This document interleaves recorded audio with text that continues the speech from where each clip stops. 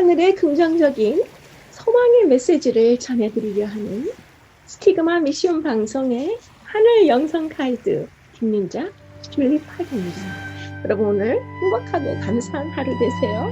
고맙습니다.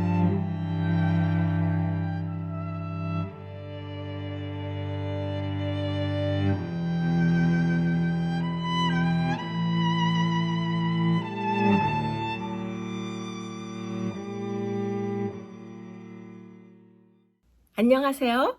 오늘은 제10과 남편과 아내 함께 십자가 앞에서라는 특별한 제목으로 공부를 하시겠습니다.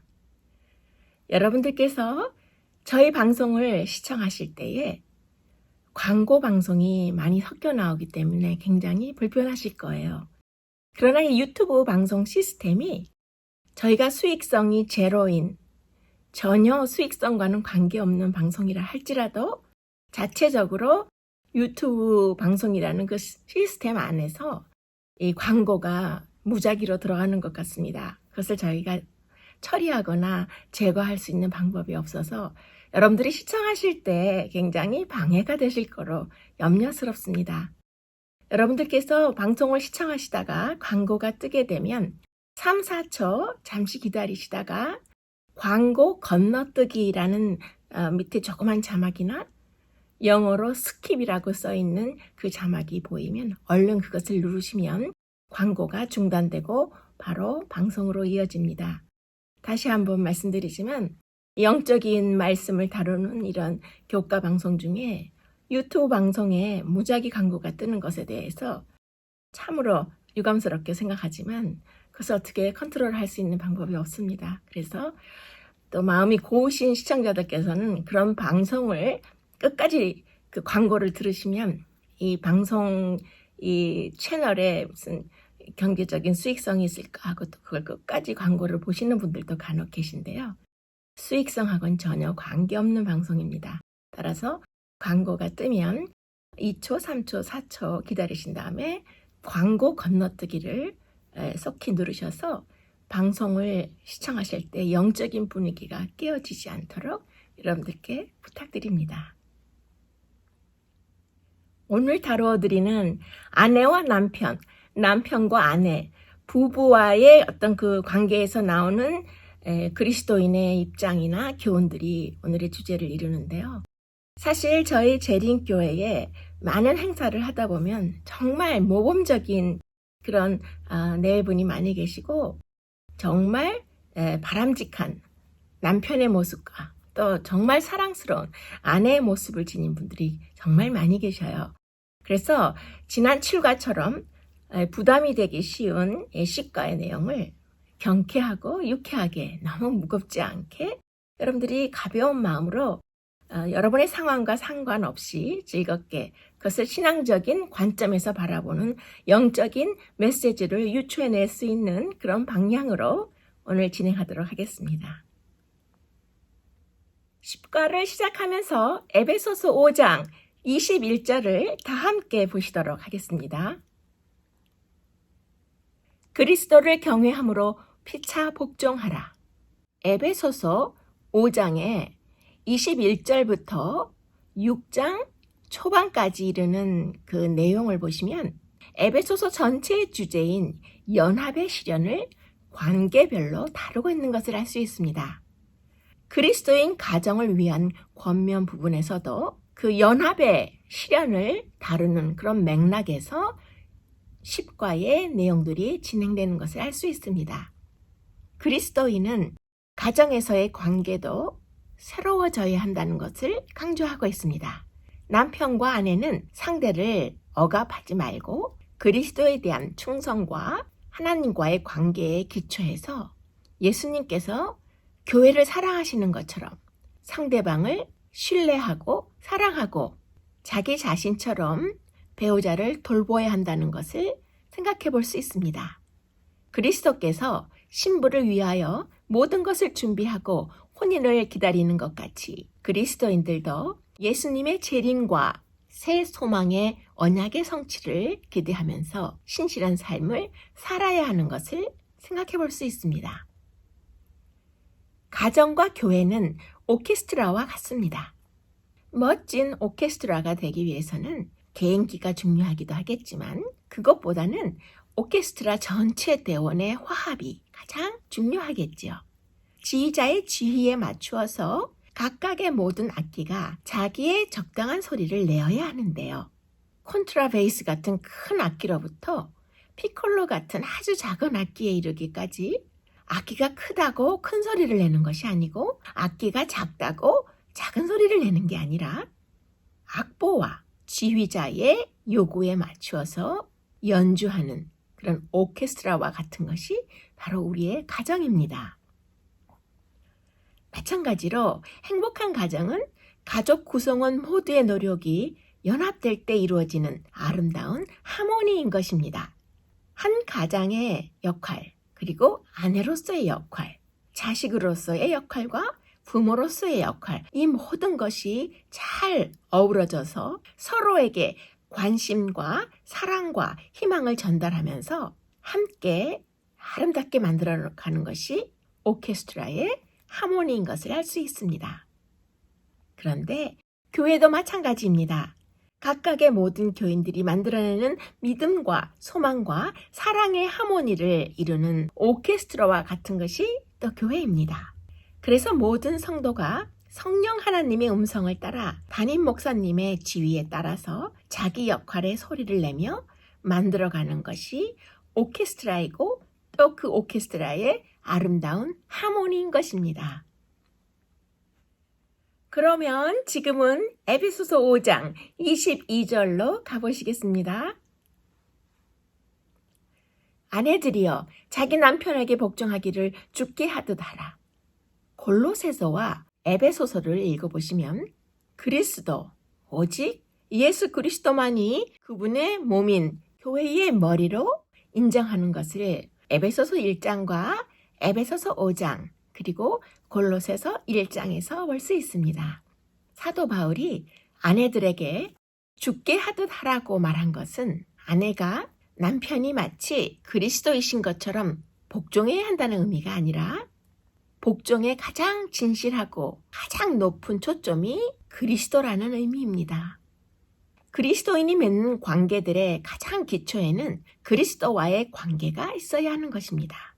그것은 모든 그리스도와의 관계가 올바로 섰을 때 배우자와 자녀들에게도 애정이 담긴 언행을 하는 것이 가능한 그런 것을 말하는 것인데요. 가족 안에서의 관계의 가장 신실하고 높은 초점이 그리스도에게 있다는 그런 의미가 되겠습니다.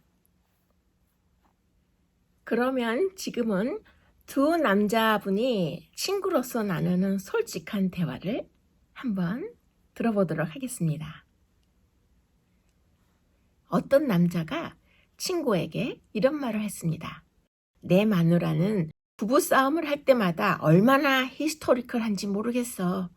그러자 그 말을 듣고 있던 친구가 지적하기를 그럴 때는 역사적이라는 뜻의 히스토리컬이라고 하는 것이 아니라 신경질적인이라는 뜻의 히스테리컬이라고 하는 거라네. 그렇게 말했어요. 그러자 그 남자가 다시 말했습니다. 아니 친구야, 내가 영어를 모르는 줄 알아? 나도 잘 아는데 우리 마누라는 너무나 히스토리컬하다고 라고 대답을 한 거예요. 그래서 옆에 있던 친구가 그 말이 무슨 뜻이냐고 다시 묻자 그는 이렇게 설명해 주었습니다. 우리 마누라는 싸울 때마다 늘 과거를 들추기 때문에 그것도 반복해서 했던 말 또 하고 맨날 옛날 과거를 들추는 일로 우리가 싸우기 때문에 그것을 내가 히스토리컬, 역사적이라고 말한 거라네. 히스테리컬하고 다른 거지. 지나간 일들을 자꾸 들추어내서 부부싸움을 시작하는 그런 아내들의 모습이 우리 그리스도인 사회에서도 그리스도인 가정에서도 볼 수 있는 일이 아닐까요? 남편과 아내의 관계에서 지나간 일을 들추는 히스토리컬한 것은 자주 짜증을 내는 히스테리컬한 것보다 더 나쁜 영향을 끼칠 수가 있는 것입니다. 전쟁과 평화, 사람은 무엇으로 사는가, 부활 등의 명작을 남긴 여러분도 잘 아시는 러시아의 대문호 톨스토이는 세계적인 문학 작가입니다. 그가 남긴 작품은 지금까지도 전 세계의 독자들에게 큰 감동을 주고 있습니다.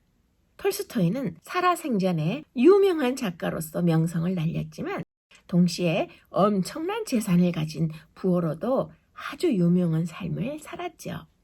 그러나 톨스토이는 그의 부인 때문에 매우 불행한 삶을 살다가 세상을 떠났습니다. 흔히 소크라테스의 부인 크산티페와 모차르트의 부인인 콘스탄체, 그리고 톨스토이의 부인 소피아를 세계 3대 악처로 꼽는데요. 그렇다면 톨스토이가 얼마나 부인에게 시달렸는지 알 수 있겠죠? 결국 부인의 바가지를 견딜 수 없었던 톨스토이는 82살이 되던 해에 그 막대한 재산을 다 팽개치고 그냥 가출해버립니다. 그러고는 집을 나간 지 딱 10일이 지난 어느 날 시골의 한 기차역에서 안타깝게도 객사하고 말지요. 톨스토이가 죽어가면서 그 옆에 있는 사람들에게 한 말이 아직까지도 전해지고 있는데요. 내가 죽은 후에라도 제발 나의 아내가 내 옆에 오지 못하도록 여러분들이 막아주시오. 라는 이상한 말을 주위에 남기고 세상을 떠난 것입니다. 부부간의 감정이 묵혀 있을 때에 나타날 수 있는 그 증상을 지금 톨스토이의 그 죽음의 마지막 순간에서 우리가 역사적으로 또 알 수 있는 그런 내용인데요.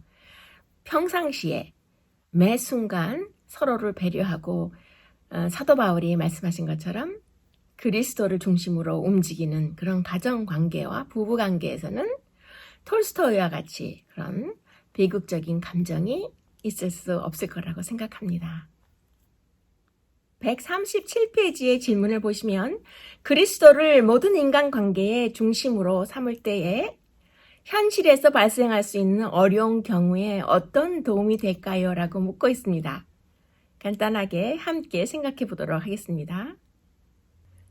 사이가 좋지 않던 어떤 집사님 부부가 있었습니다. 그런데 남편 되시는 집사님이 주말 예배에 혼자서 교회를 다녀오더니 완전히 그 모습이 달라져 보였습니다. 집에 들어오자마자 집안 청소를 하고 평소에는 하지 않던 빨래까지 정리를 하고 설거지도 도와주었습니다. 그의 아내를 대하는 태도와 말투도 달라지고 저녁 늦게까지 땀을 뻘뻘 흘리며 아내를 도왔습니다. 오랜만에 마음이 흡족해진 그의 아내인 그 여집사님이 남편에게 물었습니다. 여보, 당신 오늘 웬일이에요? 그러자 남편이 간단하게 대답했습니다. 별거 아니야. 예배 시간에 많은 것을 느껴서 그래. 그래서 그 여자 집사님은 자기 남편이 이렇게 갑자기 변한 이유가 담임 목사님의 설교 때문이었을 거라고 생각해서 그 다음날 아주 비싼 과일 바구니를 사서 목사님 사택을 찾아갔습니다. 거기에서 감사의 뜻을 표하면서 목사님께 그 여집사님이 물었습니다. 목사님, 감사해요. 어제 주말 예배에 목사님의 설교가 그렇게 감동적이었다면서요? 어제 목사님이 하신 설교의 주제가 아내를 내 몸과 같이 사랑하라는 것이었나요? 그러자 목사님은 고개를 설레설레 흔들면서 이렇게 대답했습니다. 아닌데요. 저는 원수를 사랑하라 라는 주제를 가지고 열심히 설교했는데요. 평상시 아내를 원수같이 생각하던 그 남편분에게 목사님의 원수를 사랑하라는 그 설교 말씀이 그 귀에 제대로 꽂혀서 담임 목사님께서 원수를 사랑하라라는 아주 감동적인 설교 말씀을 하셨을 때 내 아내를 사랑해야 되겠다 이렇게 생각한 것이 아닐까요? 지금 보시는 모습은 여러분들이 에베소를 여행하시다 보면 이렇게 항아리나 도자기 제품을 파는 그런 가게들이 굉장히 많습니다. 에베소 지역에 또 그 특산품이 아주 작은 항아리나 또 아주 예쁜 그런 도자기 제품인데요. 터키에 가시면은 그 모카 재배를 많이 하기 때문에 터키를 여행하시다 보면 면제품을 많이 마주치시거나 양을 많이 키우기 때문에 또 양 가죽으로 만든 그런 제품들, 그리고 실크로 만든 스카프나 뭐 이런 용품들이 많이 눈에 띄는 그런 걸 체험해 보실 수 있는데요. 그래도 이 터키 지역을 관광하시고 또 에베소를 들려보시면 이렇게 작은 항아리를 예쁘게 만들어서 파는 그런 아주 소소한 그런 시골이나 도시의 가게들을 많이 마주칠 수 있습니다. 2000년 전부터 에베소의 사람들은 흙을 구워서 토속 항아리들을 만들어서 장식품이나 또 생활용품으로 사용해 왔습니다. 에베소에 있는 사도 요한교회 유적지를 순례하시다 보면 또 그 주위에 많은 세계 관광객들을 중심으로 이렇게 에베소의 토속품인 작은 항아리들이나 이런 그 도자기 그릇을 팔고 있는 기념품 상품들을 보실 수 있는데요. 가장 깨지기 쉬운 것이 여자의 마음이 아닌가, 아내의 마음이 아닌가, 이런 생각을 해볼 수 있습니다. 에베소 지역에 가시면 깨져서 조각조각 나서 버린 그런 항아리 재료들도 길가에나 어떤 공터에 많이 눈에 띄기 때문에 그런 생각을 해볼 수 있는데요. 배우자의 성격이 유난히 까다로운 경우에 그 배우자의 상대방 배우자에게 흔한 질병이 발생하게 되고 육신적으로도 많은 어려움을 겪는 것을 흔히 볼 수 있습니다. 원한의 감정을 가지면 많은 긴장을 유발해서 면역체가 파괴되고 신체에 손상이 가는 것을 우리가 상식적으로 알 수 있는데요. 내가 평생 살고 있는 내 앞의 배우자를 용서하지 않으면 신체적으로 내 자신이 무너집니다. 그리고 영적으로도 물론 무너지게 되는 것입니다. 또한 내 영혼이 파괴되는 것입니다. 배우자들 사이에 흔히 발생할 수 있는 내면의 분노와 섭섭함, 불평등의 감정들은 용서하지 못하는 마음에서 아주 사사로운 일들에서 시작하는 것을 우리가 기억해 보시면 좋겠습니다. 그럼 이제는 에베소서 5장 27절을 함께 보시겠습니다. 자기 앞에 영광스러운 교회로 세우사 티나 주름 잡힌 것이나 이런 것들이 없이 흠이 없게 하려 하심이니라. 바울은 에베소서 5장에서 교회와 그리스도와의 관계에 대한 결혼 관계의 비유를 통해서 결혼식 관습을 은유적으로 그리고 매우 구체적으로 그려내고 있습니다. 교회를 신부로서 사랑하신 신랑이신 예수님은 자기 자신을 신부값으로 내어주신다는 것을 강조하고 있죠. 그리스도께서는 교회를 위해 자신을 희생시킴으로써 궁극적인 매우 큰 대가를 지불하셨습니다. 성육신과 십자가에서 예수 그리스도께서는 신부값으로 자기 자신의 목숨을 내어주셨다는 것을 설명하고 있는 것입니다. 예수님께서는 우리를 위해 매우 큰 가치의 대가를 톡톡히 치르신 것을 비교하는 내용입니다. 그러면 이제는 에베소서 5장의 그 앞절이죠. 26절을 보시겠습니다. 이는 곧 물로 씻어 말씀으로 깨끗하게 하사 거룩하게 하시고, 지금 이 말씀에서는 신부를 깨끗하게 한다라는 그런 내용이 나오는데요. 이런 표현을 눈여겨보아야 합니다. 왜냐하면 신부를 준비하는 것은 고대 결혼 축제의 아주 중요한 부분이었기 때문입니다. 신부 들러리와 신부의 여성 친척들이 결혼식을 위해서 신부를 단장하고 준비했는데요. 지금 이 26절의 말씀에서 사도 바울은 신랑이 결혼식을 위해 신부를 준비한다라고 말하는 것입니다. 신부를 물로 씻기고 말씀으로 깨끗하게 하시고 거룩하게 하는 그런 특별한 상징적인 영적인 의미를 지금 보시는 에베소서 5장 26절에서 언급하고 있는데요. 침례를 상징하는 것임을 알 수 있습니다. 내 화려함을 인하여 내 명성이 이방인 중에 퍼졌음은 내가 내게 입힌 영화로 내 화려함이 온전함이니라. 교회와 그리스도와의 관계를 표상하는 결혼의 이런 비유를 통해서 신랑 되시는 예수께서 기쁨과 크신 사랑으로 그 모든 과정을 준비해 주시는 것을 확인할 수 있는데요. 에스겔 16장의 이 말씀은 그 결혼 제도의 고대 풍습에 그 결혼식을 올리는 신랑과 신부의 어떤 그 마음가짐에서 영적인 비유로서 표현한 그런 아름다운 메시지입니다. 139페이지를 보시면 신부를 준비하고 꾸민다라는 그런 표현이 나오죠. 이것은 이제 고대 그 결혼 예식에서 처음으로 신부가 신랑 앞에 공개될 때 최고의 아름답고 정결한 모습을 보여주기 위한 그 당시에 그런 풍습을 빗대어서 설명하고 있는 그런 표현인데요. 그래서 이것을 우리가 영적으로 받아들일 때는 예수 그리스도께서 우리를 깨끗하게 준비시키시고 우리 죄를 씻기시고 우리를 예수님의 그 신부로서 맞이할 그 준비를 시켜주신다는 그런 의미인데요.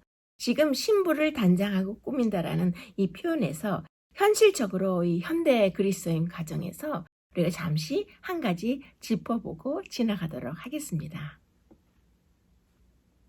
너무 익숙하고 편한 부부 사이일수록 아내는 아내대로, 남편은 남편대로 내면만큼 그 외모도 깔끔하고 정결하게 관리하는 것이 서로를 존경하는 마음을 갖는 그런 상황을 위해서 굉장히 중요한 것 같아요. 내면을 잘 관리하기 위해서는 외모를 잘 치장하고 가꾸는 일도 매우 중요합니다. 내용이 중요한 만큼 그 외양이나 형식도 중요한데요. 아주 진귀한 음식일수록 귀한 그릇에 담아내고 멋지고 아름다운 보석일수록 값진 케이스에 보관하는 것과 같은 이치입니다. 외모를 가꾸어야 합니다. 외모를 가꾸는 일은 밝고 건강한 마음을 유지하는데 큰 도움이 되기 때문입니다. 우리의 외모를 치장하는 일은 다른 사람에게 보이기 위해서라기보다는 먼저 내 자신을 위해서 필요한 일입니다. 지저분한 옷차림으로는 상쾌한 기분을 가질 수 없고 함께 어울리는 가족들도 상쾌한 기분을 가지기 쉽지 않습니다. 누구나 외모를 다듬고 관리하고 가꾸면 마음도 훨씬 밝아지고 일의 능률도 오르는 것을 알 수 있습니다. 아주 가볍게라도 여성분들은 화장을 하고 나면 기분이 밝고 상쾌하고 부드러워집니다. 또 남성분들은 아침 일찍 깨끗이 면도를 하면 기분이 매우 상쾌해질 거예요. 어쩌다 면도하는 일을 잊어버리고 출근한 날은 하루 종일 자신이 없고 자기 얼굴에 신경이 쓰이는 남자분들을 자주 볼 수 있는 것입니다. 자신의 외모를 가꾸는 것은 자화상을 가꾸는 노력의 하나입니다. 우리의 외모란 옷이나 거치장만이 아닙니다. 태도와 표정도 의미합니다. 쭉 펴진 어깨와 활기찬 걸음걸이는 자신감을 표현하는데요. 행복한 그리스도인으로 살아가면서 밝은 미소와 친절한 말씨는 자신과 자신의 인생에 대한 긍정적인 자세를 말해주는 것인데요. 이렇게 밝고 친절한 표정과 말씨와 분위기는 나의 배우자에게도 큰 영향을 미치고 나의 자녀와 나의 부모에게도 큰 영향을 미치는 것입니다. 퉁명스러운 말솜씨와 말대답으로는 절대로 행복한 인생과 행복한 가정을 유지할 수 없습니다.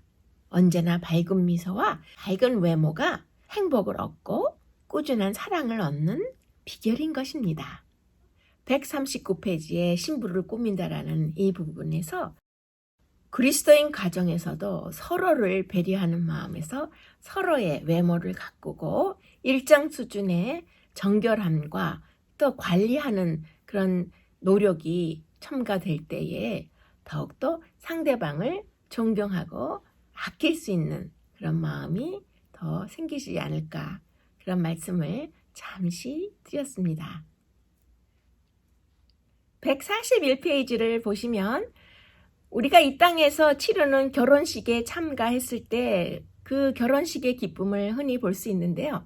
그러한 기쁨과 예수님께서 재림하셔서 우리가 예수님을 최후에 만나 뵙게 될 때에 그때 누릴 수 있는 환희와 그런 기쁨을 묵상해 보라고 묻고 있습니다.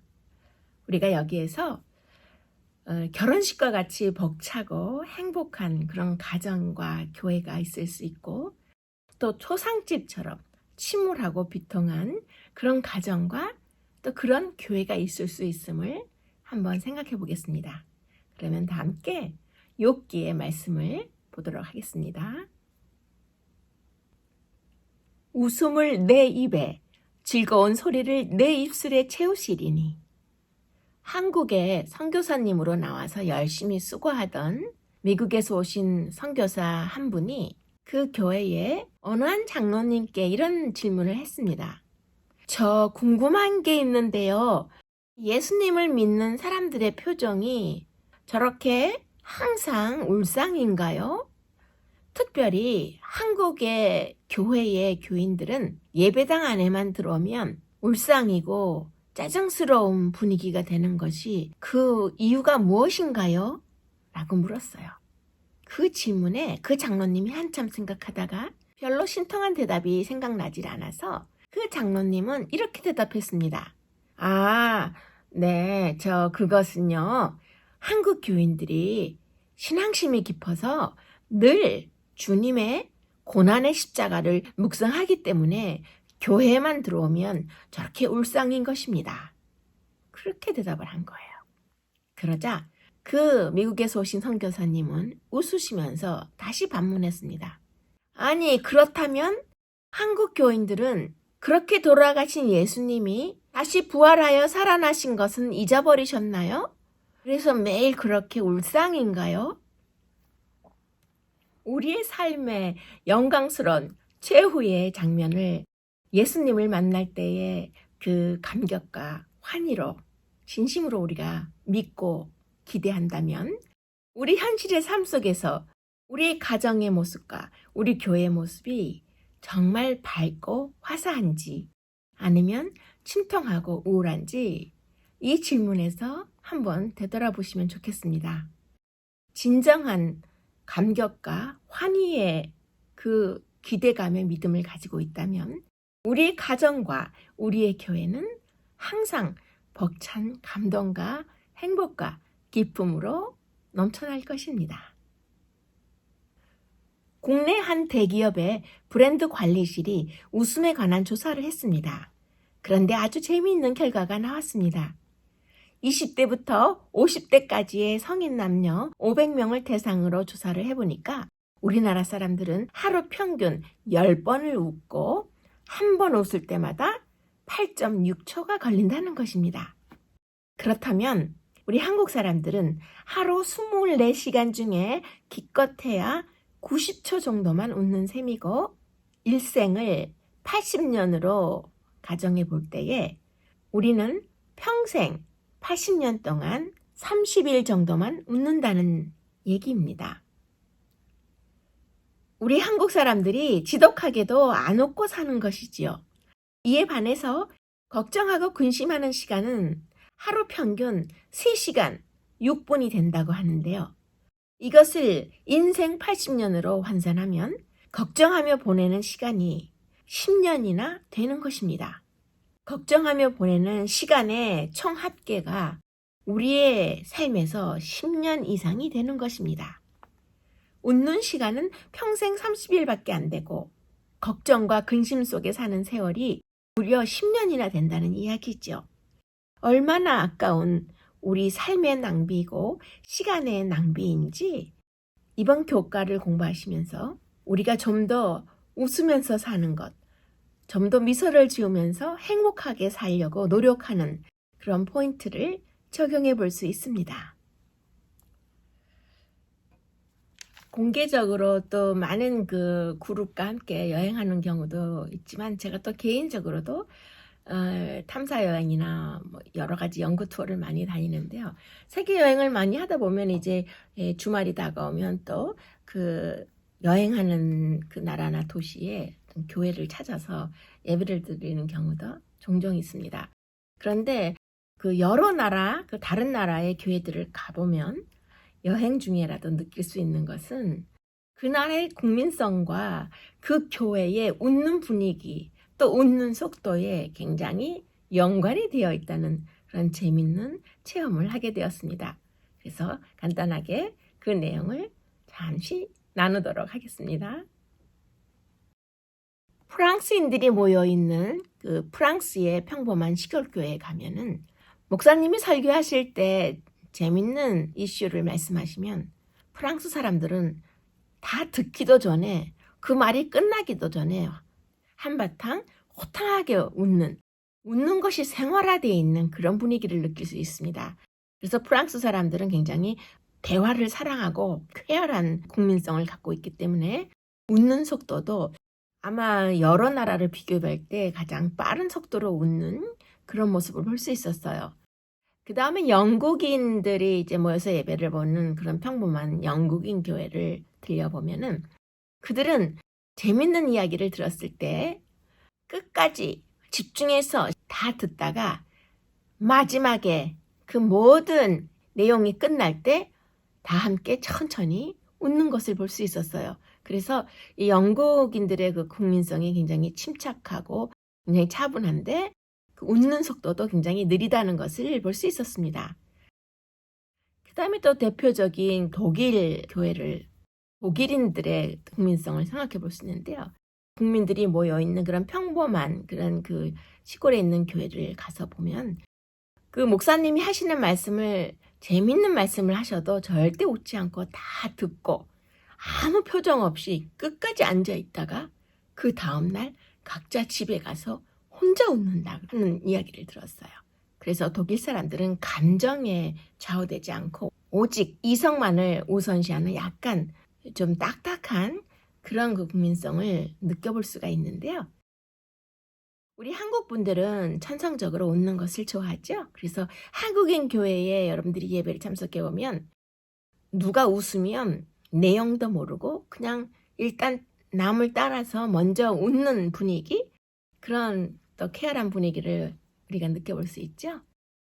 그다음에 중국 사람들은 다 듣고도 못 들은 척하는 그런 모습을 종종 볼 수 있었어요. 그래서 단체 행사에 온 그 중국 사람들을 보면 굉장히 재밌고 너무너무 웃음이 나오는 분위기인데 절대로 호탕하게 웃지 않습니다. 그리고 속으로 개선을 하면서 속과 겉이 다른 그런 두 가지 감정을 가진 그런 삶의 모습을 중국인들이 모여있는 그런 그룹에서는 볼 수 있었어요.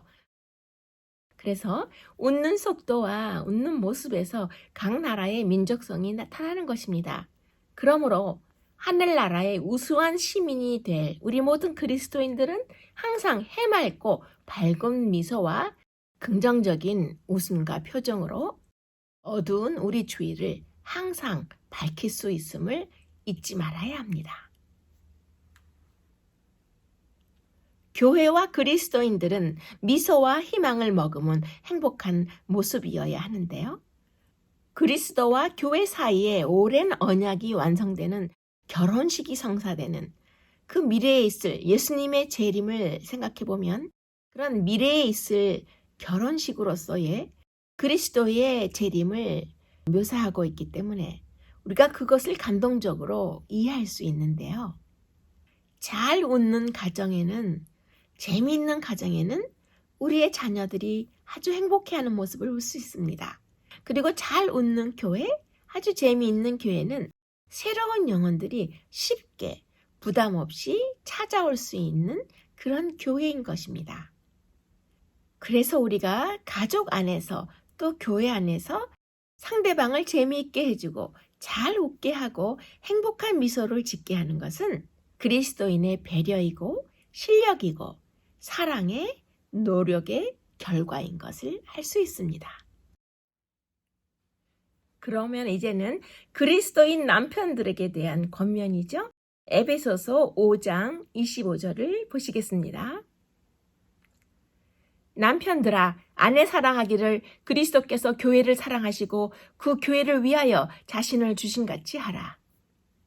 아내에 대한 학대와 가혹한 행위가 예사롭지 않게 번번이 발생했었던 그 오랜 세월 이전에 그리스와 로마 시대로 거슬러서 생각해 볼 때 아내의 모든 것을 아끼고 사랑하라는 그 사도 바울의 이러한 권면은 로마 제국 시대에 살고 있던 그 당시에 이러한 표현을 통해서 주님께서 우리 모든 그리스도인들을 어떻게 사랑하시는지를 아주 상세하게 비유해서 잘 나타내 보여주신 것을 느낄 수 있습니다. 그러면 지금은 에베소서 5장 28절을 보시겠습니다. 자기 아내를 사랑하는 자는 자기를 사랑하는 것이라.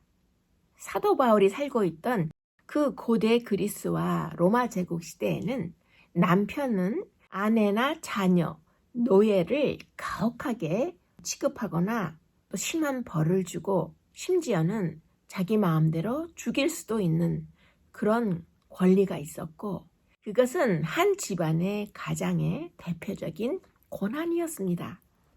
그 당시에 모든 아내들에 대한 그러한 가혹함과 폭력을 없애기 위해서 사도 바울은 그리스도인 남편들에게 아내와 자기 자신을 묶어서 생각하고 그렇게 사랑하라고 권면하는 것입니다. 아내를 괴롭히고 해치는 것은 남편 자기 자신도 자기 스스로를 해치는 것과 다름없으며 자기 몸과 같이 자신의 아내를 사랑하라고 호소하고 있는 것입니다. 사도 바울의 고향인 그 당시의 소아시아 지역인 지금의 튀르키예죠. 터키 나라의 다소나 갈라디아 지역을 통과해서 요즘도 그곳을 여행하다 보면 현재도 그렇게 며칠 동안 혼례 예식을 치르고 결혼 예식을 위한 결혼 잔치를 치르는 것을 목격할 수 있습니다. 특히 이제 저녁 시간이나 밤 시간이 되면 온 동네에서 화려한 민속 의상을 입고 그 터키 특유의 민속 악기를 연주하면서 그 음악에 맞추어서 아주 길고 화려한 신랑과 신부의 행렬, 그리고 수많은 아름답게 옷을 갖추어 입은 남녀노소 축하객들이 어울려서 잔치하고 춤을 추면서 성대한 결혼 파티를 진행하는 모습을 요즘도 가끔 마주칠 수 있습니다. 매우 특별한 그런 민속적인 결혼 예식을 볼 때마다 지나가는 나그네 여행객으로서도 기쁘고 행복한 그런 마음을 함께 느낄 수 있었는데요. 고대 결혼식은 종종 야간 행렬로 시작되었지요. 그래서 신랑을 따라오는 그 수행단은 신랑의 집에 모여서 성대한 의식과 함께 긴 행렬을 시작했습니다. 횃불을 밝히고 즐거운 민속적인 음악과 함께 아주 큰 환호성을 지르면서 그 마을의 축하객들은 신부의 집을 향해 함께 행진을 하면서 그 결혼식을 축하하기 위해 참여했던 것을 생각해 볼 수 있습니다. 그 결혼식의 하객들은 일주일 동안 잔치를 벌이면서 신부를 신랑에게 인계하게 하는 그런 특별한 의미의 결혼식으로 끝마치게 되는 그 절정을 이루곤 하였지요. 그러면 이번에는 고린도후서 11장으로 가보겠습니다. 내가 너희를 정결한 처녀로 한 남편인 그리스도께 드리려고 중매함이로다. 고대 결혼식에 이렇게 성대한 행렬과 신랑이 신부를 맞는 순간은 그리스도와 교회 사이에 오랜 기간의 언약의 성취로 맞는 그리스도의 재림의 순간을 생생하고 감동적으로 묘사하고 있습니다.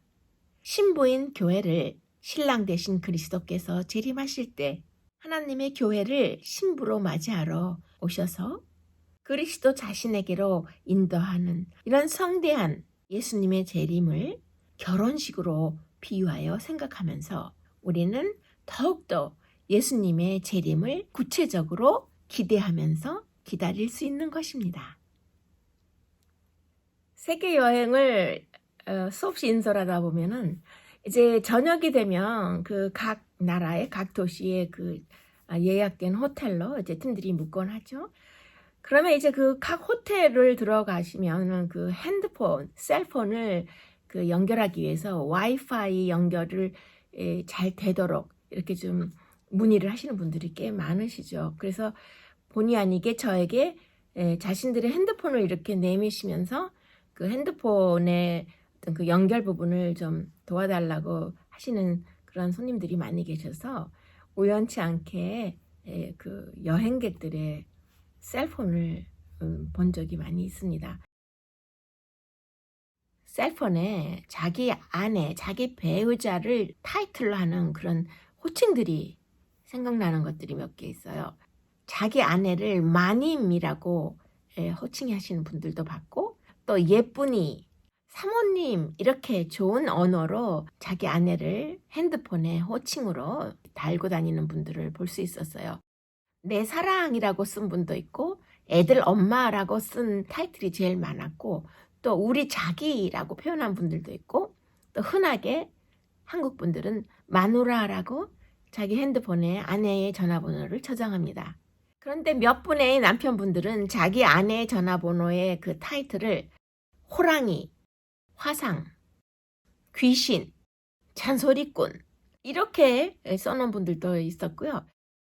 여자분들이 자기 남편분에 대한 그 전화번호를 저장할 때는 그 타이틀이 제일 많았던 것이 화상, 왼수, 그 다음에 또 많았던 것은 재밌는 표현이죠. 근심덩어리라고 자기 남편의 이름을 핸드폰에 저장한 것을 본 적이 있어요.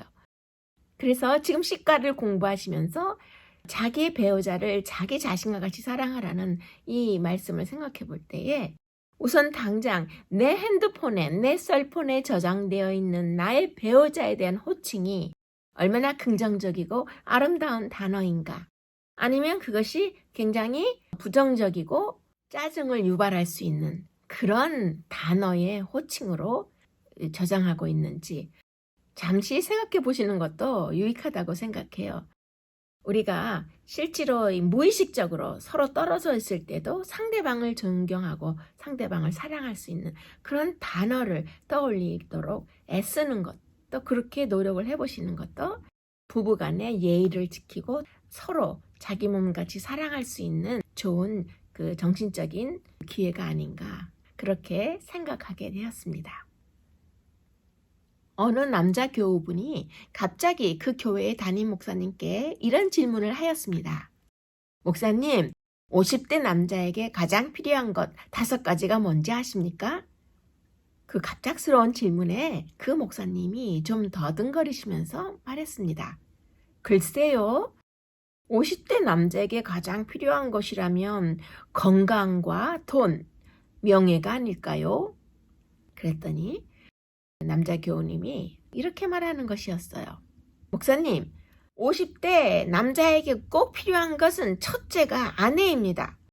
그리고 둘째가 마누라이고 셋째는 처입니다. 그리고 넷째는 섹시이고 5째가 와이프입니다. 그런데 다 그 말이 똑같은 그 말 아닙니까? 남편분들에게는 아내가 그 인생의 최고라는 그런 말일 것입니다. 나이가 들어갈수록 나의 배우자보다 더 필요한 존재가 없고 나의 배우자보다 더 귀한 존재가 없는 것 아닐까요? 그러면 언제 배우자를 귀하게 여기고 언제 섬기고 살겠습니까? 그 대답은 바로 지금 당장 오늘 이 시간부터 상대방을 귀하게 여기고 바로 오늘 서로 섬기며 살아야 한다는 것을 생각해 볼 수 있습니다. 잠언 5장 18절에 보시면 내 샘으로 복되게 하라. 내가 젊어서 취한 아내를 즐거워하라 라고 말씀하신 것을 생각해 볼 수 있습니다.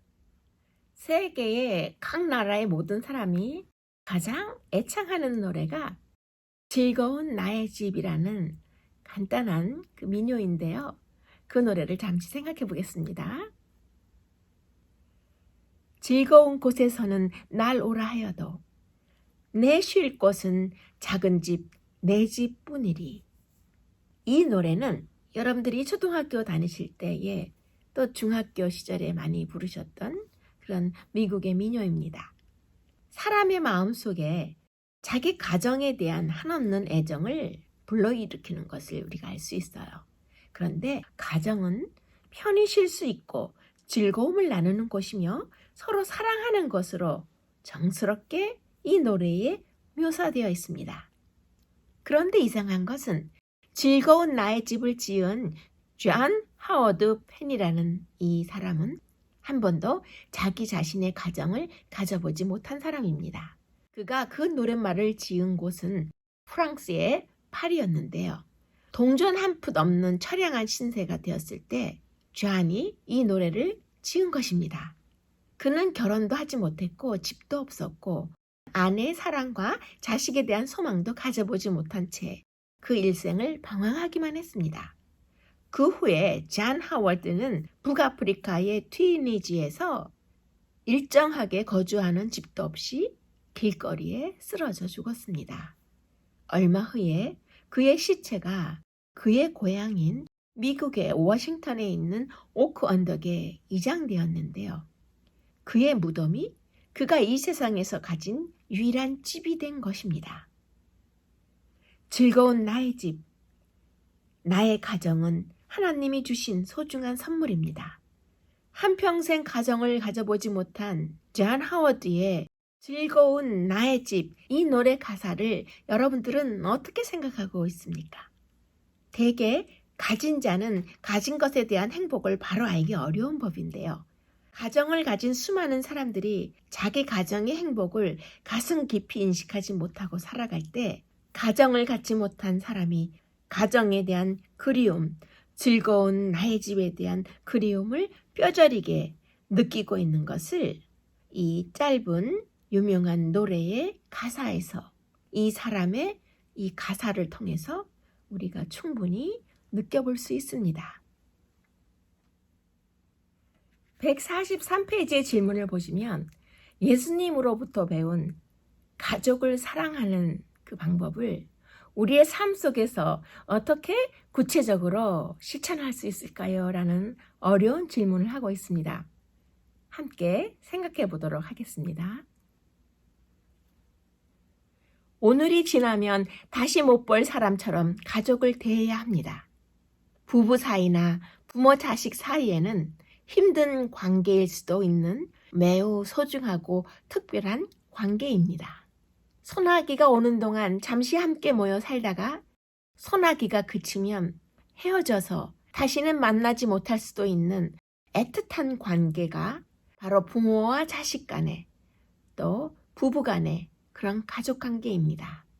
이 험악한 세상을 살아갈 때에 아침에 현관문을 나서는 그 순간 서로 영원히 이 땅에서는 다시 못 만날 수도 있는 그런 사고와 위험이 항상 도사리고 있는 이런 세상에서 살고 있다는 생각을 하면 부모와 자식 그리고 모든 가족 관계는 너무나 소중한 것입니다.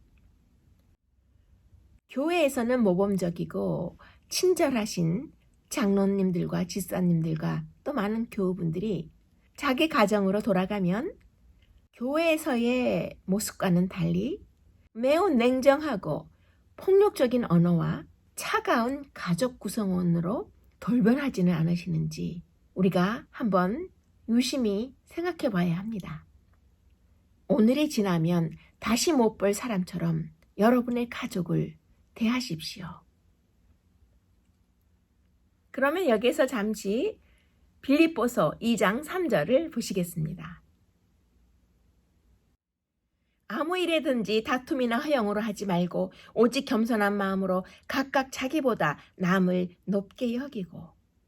지금 보시는 빌립보서 2장 3절의 말씀은 우선 먼저 나의 배우자, 나의 부모, 나의 자식 등 나의 소중한 가족 구성원들에게 먼저 적용해야 하는 그리스도인의 모습이 되어야 합니다. 사랑하는 소중한 가족 구성원에게 적용돼야 하는 것입니다. 조금 전에 말씀드린 대로 교회에서는 너무나 인자하시고 모범적이시고 자상하신 장로님들과 또 교회에서는 너무나 상냥하고 친절하신 집사님들이 자기 가정에 돌아가셔서 그 자녀들과 부모들 눈에 보이는 그들의 정말 숨어있는 그 평상시의 표정과 그 살아가는 태도는 어떤지 우리가 심각하게 우리 자신들을 되돌아보면서 나의 가장 친절한 모습, 가장 예의 바른 모습, 가장 밝은 모습은 나의 가장 소중한 가정에서 내 배우자와 내 부모와 내 자녀들에게 보여줘야 하는 그리스도인의 덕행인 것을 우리가 생각해 보아야 하는 것입니다. 그러면 이번에는 여러분들이 너무 많이 들으신 성경 말씀이죠? 창세기 2장 24절을 생각해 보도록 하겠습니다. 남자가 부모를 떠나 그 아내와 연합하여 둘이 한 몸을 이룰지로다. 그리스도인의 결혼은 그리스도와 교회의 관계와 비교함으로써 그 의미가 더욱 깊어지는 걸 알 수 있죠. 그래서 사랑하고 돌보는 그리스도인 결혼이라는 관점을 통해서 하나님의 교회와 예수 그리스도의 관계를 생각해 볼 수 있는 것입니다. 각각 자기 자신들이 그리스도와 어떤 관계를 맺고 있는지에 대해 분명하게 이해되는 것이 바로 그리스도인의 결혼, 그리스도와 교회와의 관계를 비교해 보는 것이죠. 내가 해 아래에서 한 가지 불행한 일이 있는 것을 보았나니 이는 사람의 마음을 무겁게 하는 것이라. 전도서 6장의 말씀이죠. 아주 흥미로우면서도 무서운 이야기가 있어요. 사람이 평안하고 기분이 좋을 때 유리관의 입김을 후 불어서 그것을 영하 400도로 급히 냉각하여 식히면, 그래서 그것을 고체화하면 그 입김이 파란색이 된다고 합니다. 그러나 화가 났거나 슬플 때에 그렇게 입김을 후 불어서 그 입김을 담은 병을 고체화시키면 검은색이 되는 것입니다.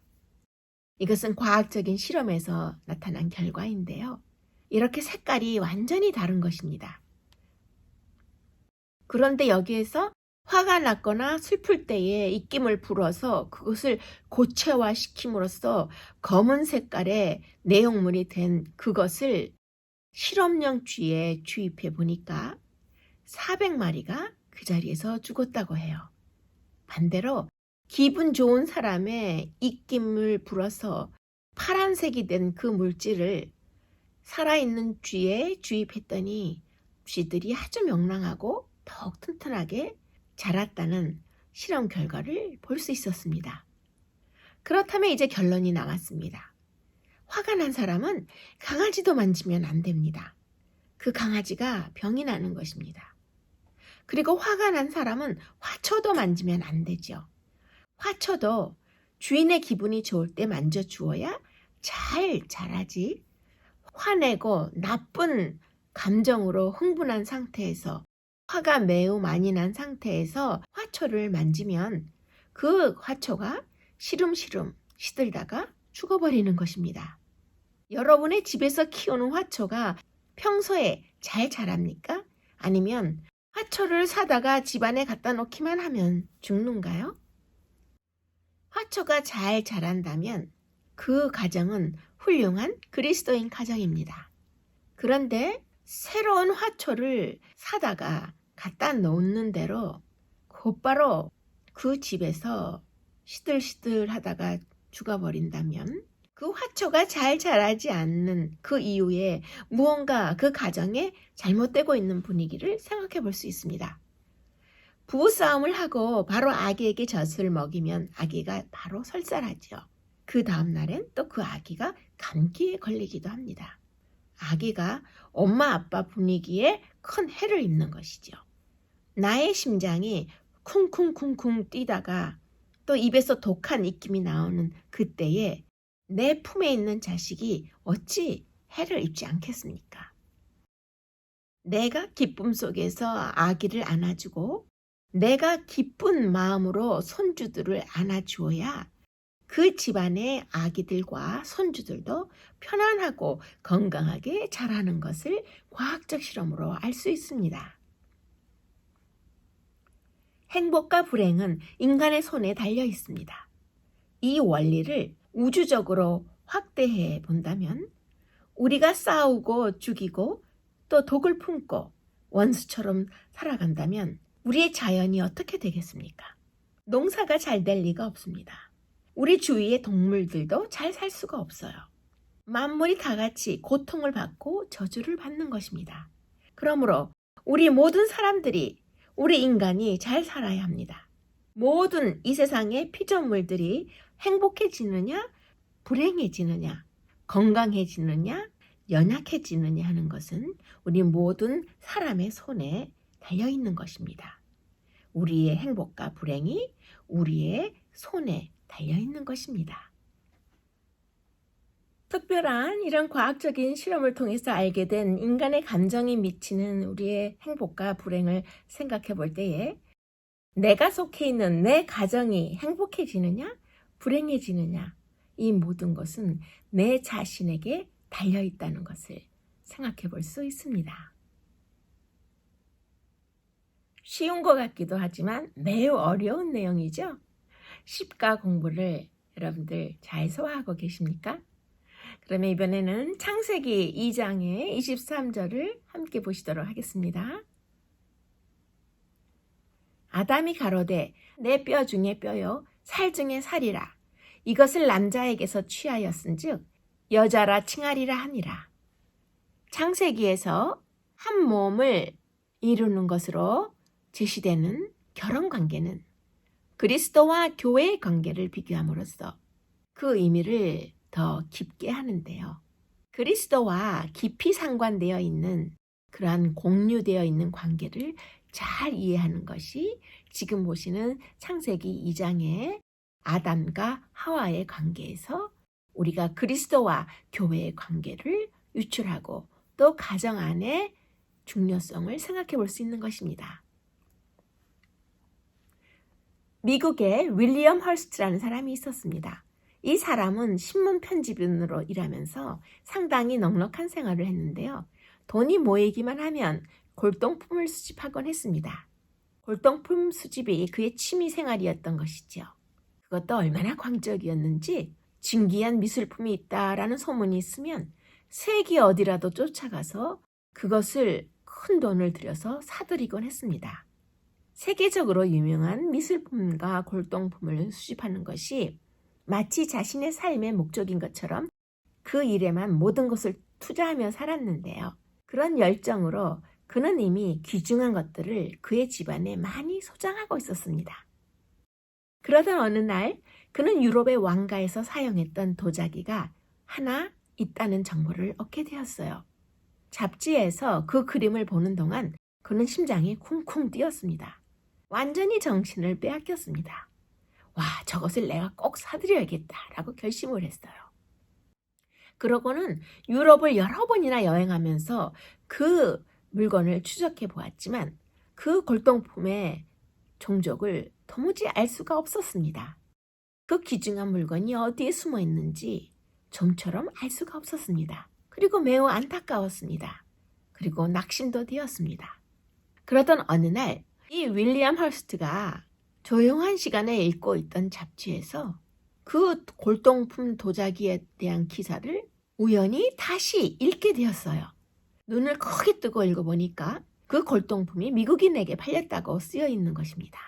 깜짝 놀라서 도대체 이 사람이 누굴까 하고 그 이름을 자세히 살펴보았습니다.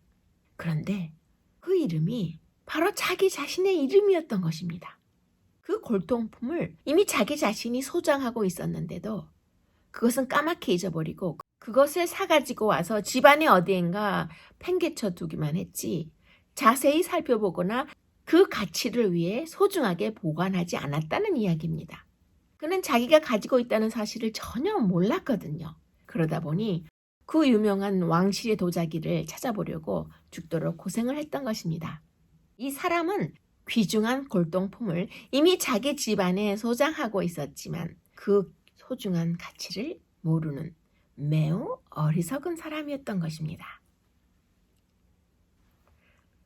그러면 이제 고린도전서 15장을 보시겠습니다. 내가 나 된 것은 하나님의 은혜로 된 것이니 내가 한 것이 아니요 오직 나와 함께 하신 하나님의 은혜로다. 여러분 잊지 마십시오. 은혜를 은혜로 알 때만 하나님의 은혜가 되는 것입니다. 귀한 존재를 내가 내 가정에서 함께 살고 있다는 것을 바로 알 때에만 은혜가 되는 것입니다. 그토록 귀한 세계적 골동품을 집안에 소장하고 있었으면서도 그 귀한 존재를 무작정 사가지고 가져다가 집안에 방치하고 내팽개친 이 사람처럼, 그리고 그 소중한 가치를 전혀 모르던 이 어리석은 사람처럼 바로 우리 자신, 내 자신이 그러한 상황에 있는 것은 아닐까요? 지금 내 옆에 함께 살고 있는 바로 그 가족 구성원이 내 삶의 최고의 보물, 내 삶의 최고의 가치를 가진 존재인 것을 10가를 마치면서 꼭 기억하셨으면 좋겠습니다.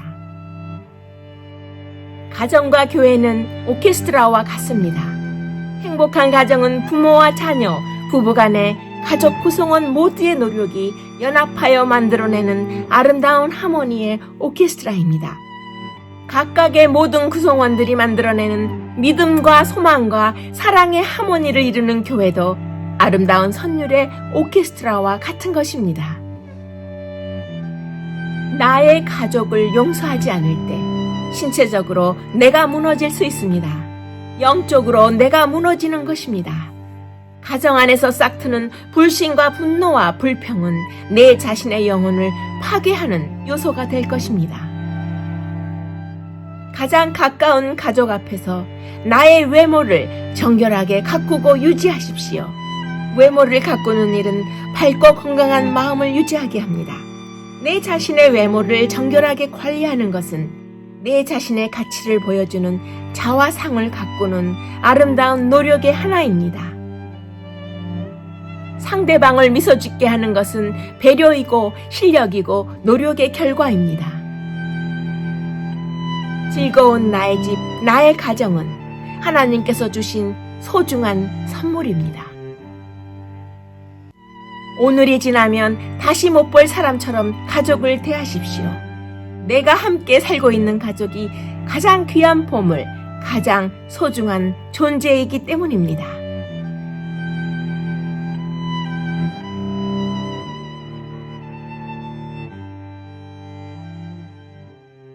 부부간의 아름다운 그리스도인 배려와 또 소중한 우리 가정에서 우리가 가정 구성원으로서 어떻게 서로를 대해야 하는지 생각해 본 제10가를 함께 해주셔서 감사합니다. 다음 주에 다시 뵙겠습니다. 고맙습니다.